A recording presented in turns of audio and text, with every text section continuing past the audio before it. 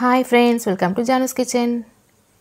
ఈ వీడియోలో మనం సుబ్రహ్మణ్య షష్ఠి పూజా విధానం గురించి తెలుసుకుందాం. హిందూ మతంలో సుబ్రహ్మణ్య స్వామి ఆరాధన ప్రత్యేకమైనది. సుబ్రహ్మణ్యేశ్వర స్వామిని పూజిస్తే ఆటంకాలన్నీ తొలగిపోతాయి అని భక్తుల విశ్వాసం. సుబ్రహ్మణ్య షష్ఠి రోజు భక్తులు ఉదయాన్నే స్నానం చేసి ఇంట్లో పూజా మందిరాన్ని శుభ్రం చేసుకొని నిత్య పూజాధికాలు పూర్తి చేసుకోవాలి.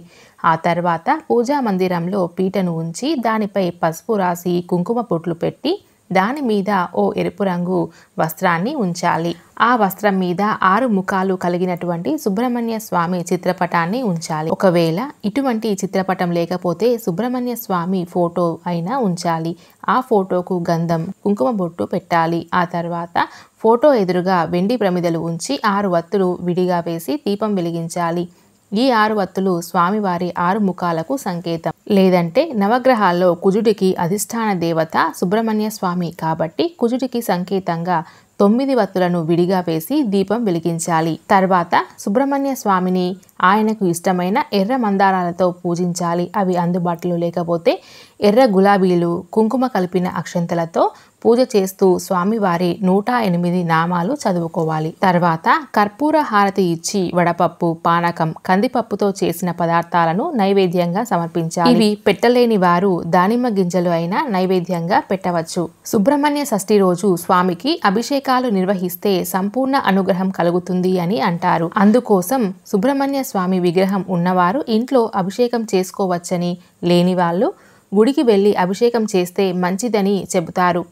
ఆవు పాలతో అభిషేకం చేస్తే సర్వ సంపదలు లభిస్తాయని, ఆవు పెరుగుతో అభిషేకం చేస్తే అనారోగ్య సమస్యలు తొలగిపోతాయని, తేనెతో అభిషేకం చేస్తే కళారంగంలో విజయం సాధిస్తారు అని, ఆవు నెయ్యితో అభిషేకం చేయిస్తే అన్ని రకాల ఆకస్మికమైన సమస్యలు తొలగిపోతాయని చెబుతున్నారు. పంచదార నీటితో అభిషేకం చేస్తే సమస్త కష్టాలు తీరిపోతాయని చెబుతున్నారు. అలాగే అప్పులతో ఇబ్బంది పడేవారు బియ్యం పిండితో అభిషేకం చేస్తే మంచిది అంటున్నారు. గరిక కలిగిన నీటితో అభిషేకం చేస్తే పోగొట్టుకున్నటువంటి ధన కనక వస్తు వాహన ప్రాప్తి కలుగుతుంది. ఇంట్లో లేదా దేవాలయంలో అభిషేకం చేయలేని వారు ఇంట్లోని సుబ్రహ్మణ్య స్వామి ఫోటోలోని పాదాల వద్ద మీ జాతక చక్రాన్ని ఉంచి ఎర్ర పూలతో పూజించాలి. ఇలా చేస్తే ఎన్ని దోషాలైనా తొలగిపోతాయని పండితులు చెబుతున్నారు. సుబ్రహ్మణ్య షష్ఠి రోజున సుబ్రహ్మణ్య అష్టకం లేదా కరావలంబ స్తోత్రం లేదా భుజంగ స్తోత్రం ఈ మూడింటిలో ఒకటి చదవడం లేదా వినడం చేస్తే సంపూర్ణంగా సుబ్రహ్మణ్య స్వామి అనుగ్రహం కలిగి దోషాలన్నీ తొలగిపోతాయి.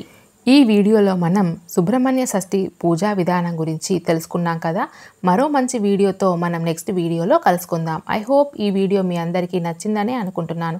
ఈ వీడియో కనుక మీకు నచ్చినట్లయితే లైక్ చేయండి, షేర్ చేయండి. మరిన్ని మంచి వీడియోల కోసం మన ఛానల్ని సబ్స్క్రైబ్ చేసుకొని పక్కనే ఉన్న బెల్ ఐకాన్ని ప్రెస్ చేయండి. Thanks for watching.